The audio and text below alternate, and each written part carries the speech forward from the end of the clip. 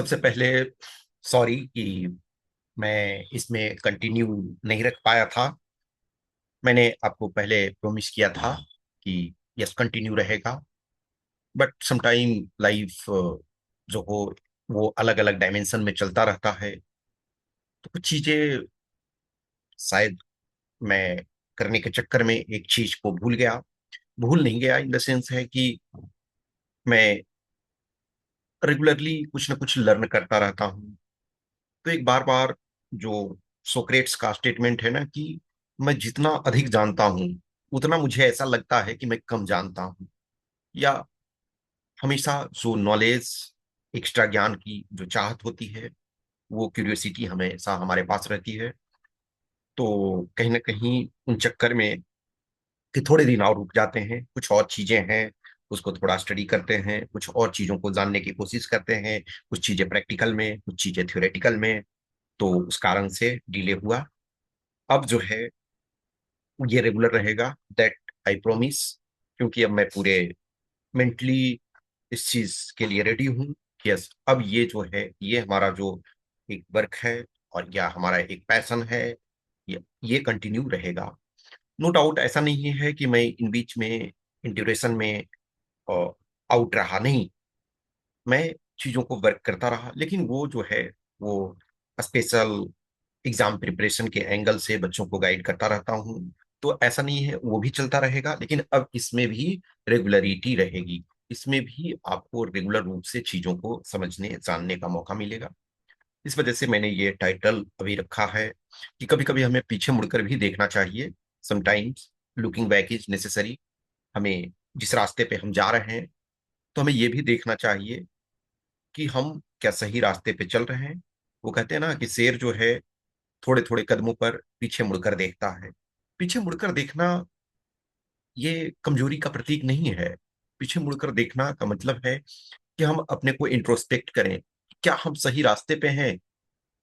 हम एक पेड़ नहीं है, हम एक वृक्ष नहीं है कि हम अपनी जगह खड़े होने के लिए बाध्य हैं।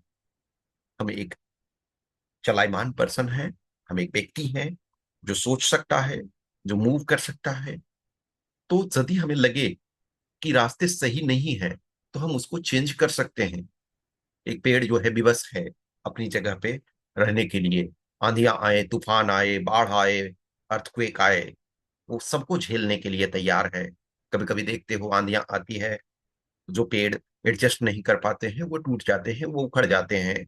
और कुछ ऐसे पेड़ हैं जो बहुत दिनों से आंधी तूफान सारे झेलते रहते हैं। लेकिन हम मनुष्य हैं, एक तरीके से देखें तो हमारी लाइफ भी लंबी है, एक तरीके से देखें तो शॉर्ट भी है। किस ढंग से हम चीजों को देखते हैं, लेकिन ग्रेजुअली जो है एवरेज औसत आयु जो है वो बढ़ता गया। जब भारत आजाद हुआ तो करीब औसत आयु 35-36 साल भारत का था प्रति व्यक्ति, जो औसत आयु था। आज यदि हम देखते हैं तो आजादी के 79 ईयर्स बाद तो करीब करीब ये डबल हो गया है, 70 साल हो गया है। बहुत ऐसे व्यक्ति हैं आप जानते होंगे जो 90+ हैं, फिर भी अपना डे टू डे एक्टिविटीज कर रहे हैं। तो चीजें सुधार हुई है, बहुत सारी चीजें हुई है। तो मैं हर डायरेक्शन में मुड़ करके देखने की जरूरत होती है कि क्या हम सही रास्ते पे हैं। यदि हमें लगता है कि थोड़े कोर्स करेक्शन करने की जरूरत है तो हमें करने चाहिए। मैं खुद ही निरंतर ये करता रहता हूँ, चीजों को पर वर्क करता रहता हूँ। यदि मैं किसी को कुछ बोलता हूँ तो मैं अपने पर भी उस चीज को अप्लाई करके देखता हूँ। महात्मा गांधी जी कहा करते थे ना कि मेरी लाइफ ही मैसेज है। यानी जो हम कहते हैं वो हमारे व्यवहार में भी दिखना चाहिए। तो इसमें है ना कि जैसे memories have their purpose and nostalgia is not a danger in a small doses. Nostalgia का मतलब एक तरह से कह सकते हो कि दुख, उदासी, उबाऊपन, जो भी एक निगेटिव सेंस में कि कुछ यदि आपका जीवन में उदासी आता है, कुछ सैड मोमेंट्स आते हैं, तो ये कह रहा है कि is not a danger in a small doses. बहुत ज्यादा आ जाएगा तो दिक्कत होगा। It can be good to remember what has made us who we are, to reflect on what has made us stronger। कभी कभी जब चुनौतियां हमारे जीवन में आती है, कभी कभी जब हमें स्ट्रगल देखने को मिलता है, तो वो हमें स्ट्रांग बनाता है। विक्टर फ्रैंकल के बारे में हमने आपको पहले बताया होगा, जो मेंस सर्च फॉर मीनिंग। तो वो एक नाजी कंसंट्रेशन कैंप में थे।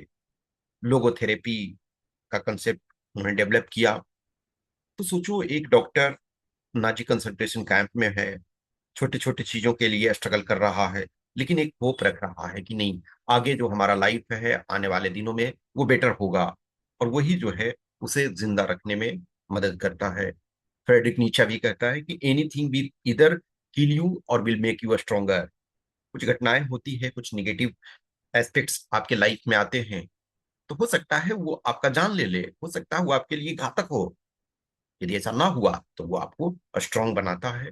तो हमें इस चीज के लिए रेडी रहने की जरूरत है। ठीक है।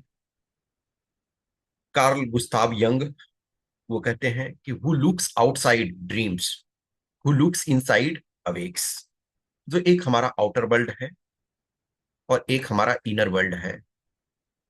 सफलता असफलता, सक्सेस फेलियर, अच्छे बुरे बहुत बार हम बाहर की दुनिया की तरफ से देखते हैं, आउटसाइड की तरफ से देखते हैं, तो लगता है कुछ चीजें कभी कभी कि सही नहीं जा रहा है। लेकिन फिर आप इनर साइड से भी उसको जज करने की जरूरत है। हमेशा ध्यान रखो कि हम जो कुछ कर रहे हैं उसका उत्तरदायित्व तो हम पर है।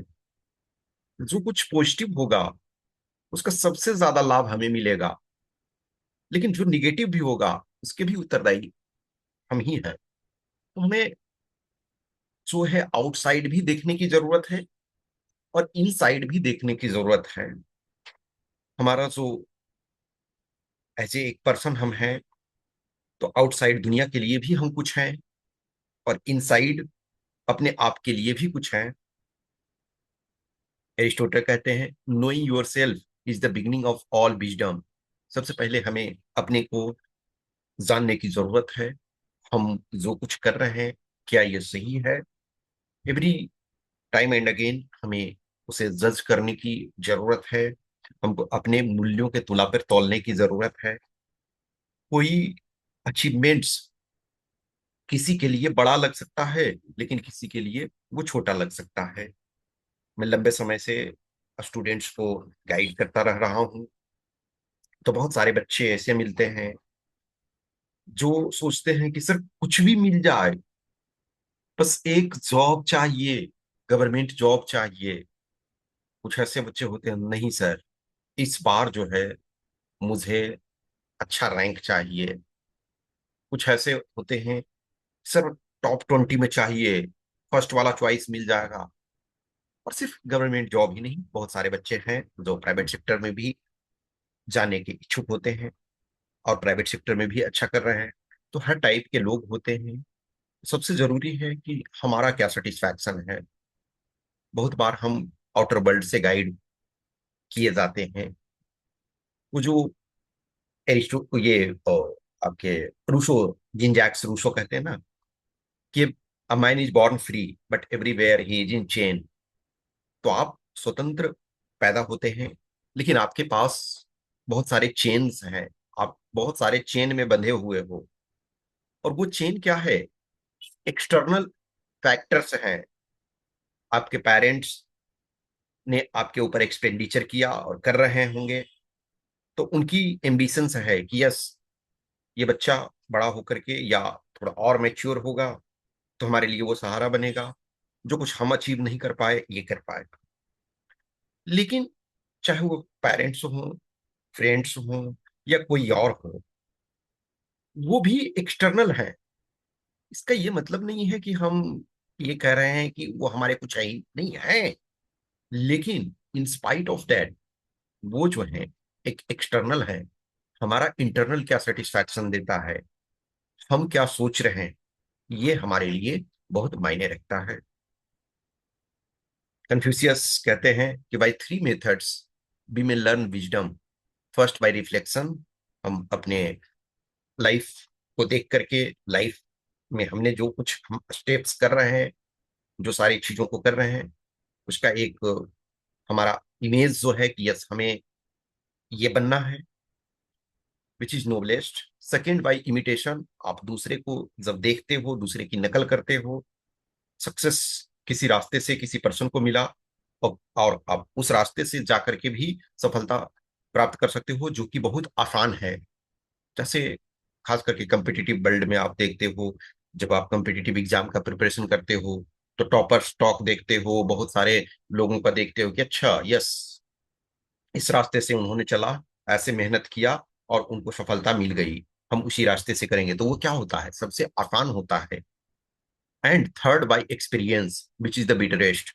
कभी कभी कुछ चीजों को आप एक्सपीरियंस करते हो, आप अपने जो स्टैंडर्ड्स हैं, अपने जो उसूल हैं, उन पर आप उनको ढालते हो और चेक करते हो, फिर आप वो डिसाइड करते हो कि ये अच्छा है या बुरा है।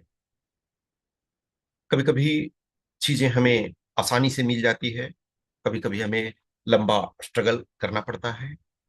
तो हमें हर रास्ते के लिए तैयार रहना चाहिए। ठीक है, तो मैं जो भी बीच में गैप काफी रहा, मैं एक ये इस जो प्लेटफॉर्म को या इस चैनल को, मेरा मकसद यही रहा कि इसमें मैं उन सभी लोगों से जुड़ सकूं जो कभी जीवन में एक तरह से वैल्यू चाहते हैं, जीवन में कभी कभी जो आप चाहते हो वो नहीं मिला, और आप कंटिन्यू चीजों को सर्च कर रहे हो, तो वैसे लोग जुड़े। और देखो, जो मैं एज ए कम्पिटिटिव एग्जाम्स के प्रिपरेशन के लिए बच्चों से जुड़ा रहता हूँ, तो बहुत सारे बच्चे होते हैं वो लिमिटेड टाइम के लिए जुड़ते हैं। यस, उनका प्रिपरेशन है उस ड्यूरेशन में। लेकिन एक ये चैनल मेरे बनाने का मकसद था कि मैं हमेशा जुड़ा रह सकूं। आप किसी भी स्टेज में हो तो आप यहाँ जुड़े रह सकते हो। लेकिन यदि किसी कम्पिटिटिव एग्जाम्स का प्रिपरेशन कोई कर रहे हैं, तो उसी टाइम तक तो जुड़े हुए ज्यादा रहोगे।